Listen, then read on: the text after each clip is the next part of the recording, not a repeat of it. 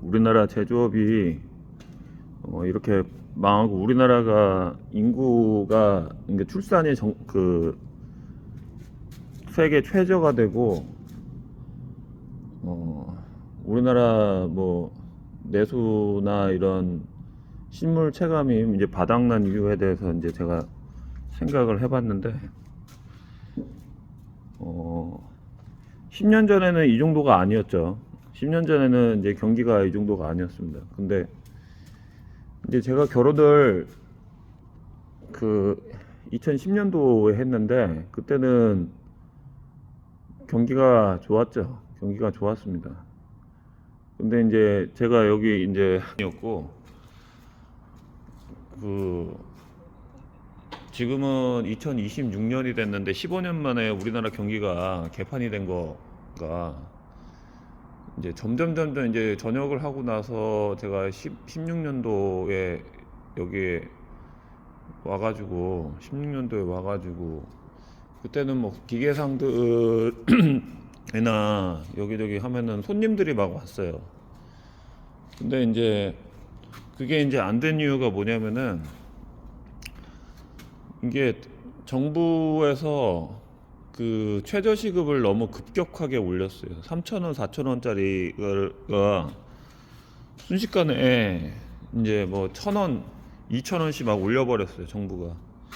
이제 정부가 이제 최저시급을 이제 어느 정도 올리는 게 좀 세계적인 흐름을 보면서 이제 제조업체의 그런 현재 상황, 제조업의 공산품의 그 생산 물가의 세계적인 그런 지표들을 보면서 그 서서히 이제 올렸어야 되는데 이제 만 원 시대 꺼낸다고 빨리빨리 해서 그 국민들을 이제 배불리 먹여주자.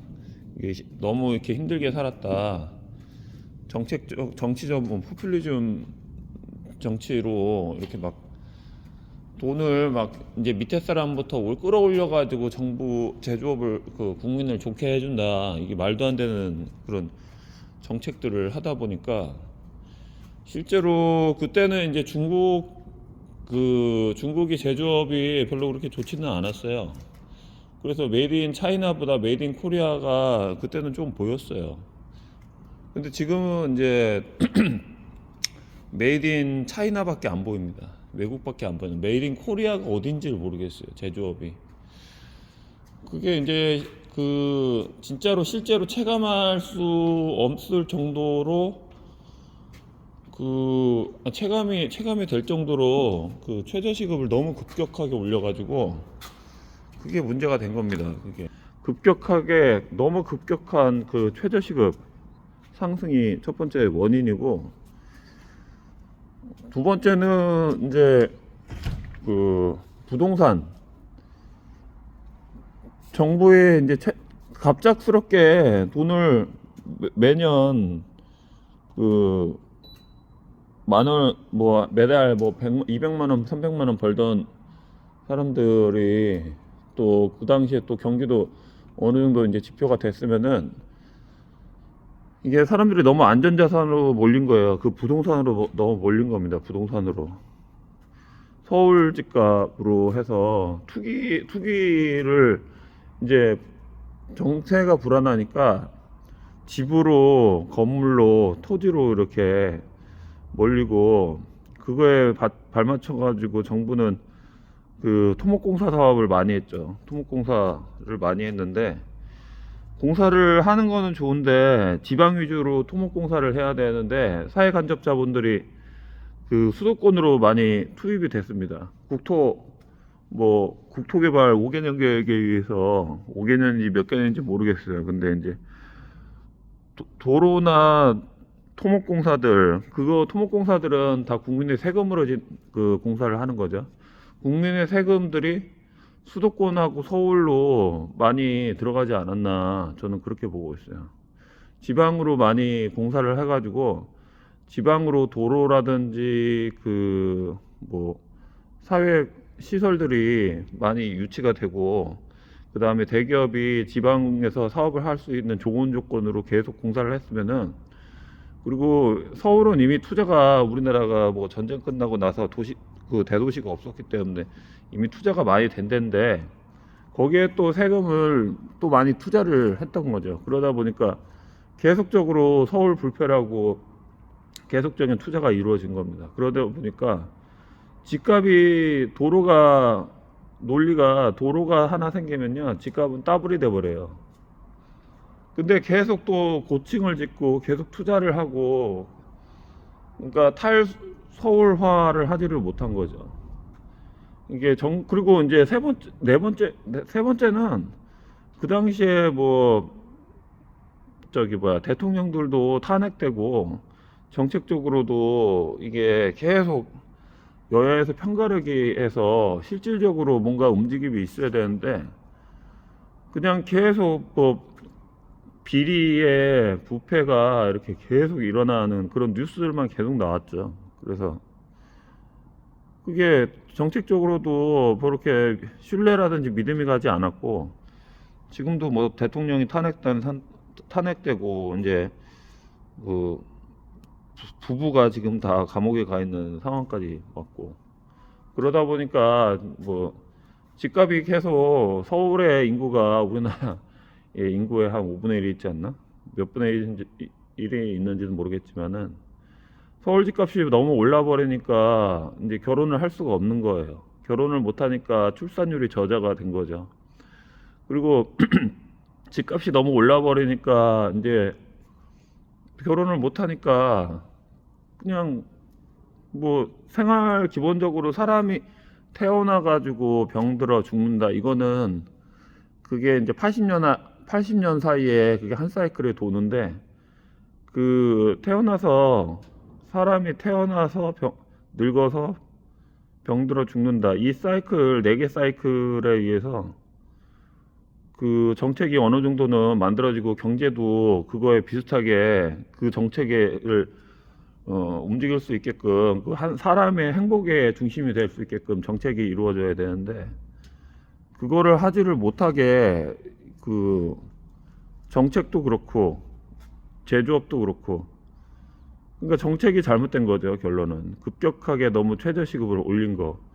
그 다음에 그렇게 정책이 불안하다 보니까 사람들이 이제 제조업에 투자를 안 한 거죠. 그러다 보니까 코스피 지수가 너무 떨어졌던 거고, 그리고 그 부동산이 아니고 그 주식 같은 경우도 사람들이 이제 유동자산에 많이 투자를 해가지고 제조업이 경쟁력이 있다고, 부동산보다 고정자산보다 경쟁력이 있다고 생각하고선 투자를 계속 하는 국가가 됐어야 되는데, 그게 안 되다 보니까, 이게 열심히 일하면은 잘 살 수 있다는 개념보다, 부동산 하나 잘 사면은 행복해질 수 있다는 마인드가 돼서 이제 영끌족이 생긴 거예요. 영혼까지 끌어가지고 서울에 집 한 채, 그 다음에 그 뭐 투기 지역에 뭐 이렇게 좋은 곳에다 집 한 채 사면은 평생 잘 살 수 있다. 그리고 학력과 능력 좋은 사람보다 서울에 집 한 채, 똘똘할 집 한 채 있는 사람이 더 좋다. 뭐 그런 뭐 시트콤이라든지 그런 뭐 영상도 많이 나왔고, 그러다 보니까 그 상태로 이제 계속 흘러간 거죠. 그거를 누가 국가에서 이제 통제를 해주고 했어야 되는데, 그리고 이제 그 네 번째가 중국의 급격한 그 기술 개발과 그 인터넷망의 그 발전으로 인한 그 물류의 혁신이에요. 물류의 혁신. 그러니까 제가 처음에 여기 이제 10년 전에 왔을 때는 알리라는 거를 살 수 있는 사람이 별로 없었어요. 그냥 일부 영어 좀 알고 그러다 보니까 중국 제품을 산다? 그 당시 10년 전에는 뭐 다이소도 그냥 조그만 구멍가게 수준이었던 것 같고, 있기는 있는데 뭐 그렇게 활발하진 않았죠. 그 다음에 쿠팡도 그때 그냥 뭐 신동엽 씨가 나와서 쿠팡쿠팡 하고 그 정도였지 뭐 특별한 게 없었어요. 그냥 한번 해볼까 저거 뭐야.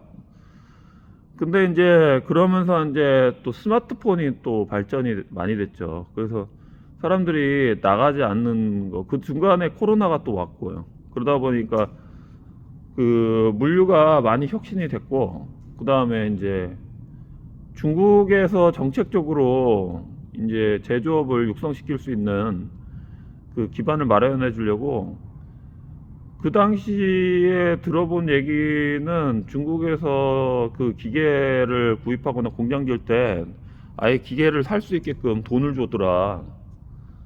그 정책적으로 뭐 아예 그냥 땅이면 뭐 공장이면 뭐 다 살 수 있게끔 지원을 많이 해준다. 그거를 제가 중국에 가보지도 않고 그냥 이렇게 그 공장 구석에서 기계만 닦던 그런 사람들까지도 했던 거 보면은 실제로 중국에서 엄청난 막대한 투자를 정부가 지원해 줘가지고 그래서 실제로 사람이 체감으로 느껴질 정도로 이렇게 된 거를 보면은 중국에서 돈을 엄청나게 풀었다는 겁니다.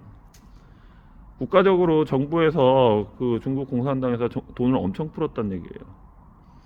그러다 보니까 우리나라는 또 지정학적으로 중국하고 바로 코앞에 있잖아요. 옆집이잖아요.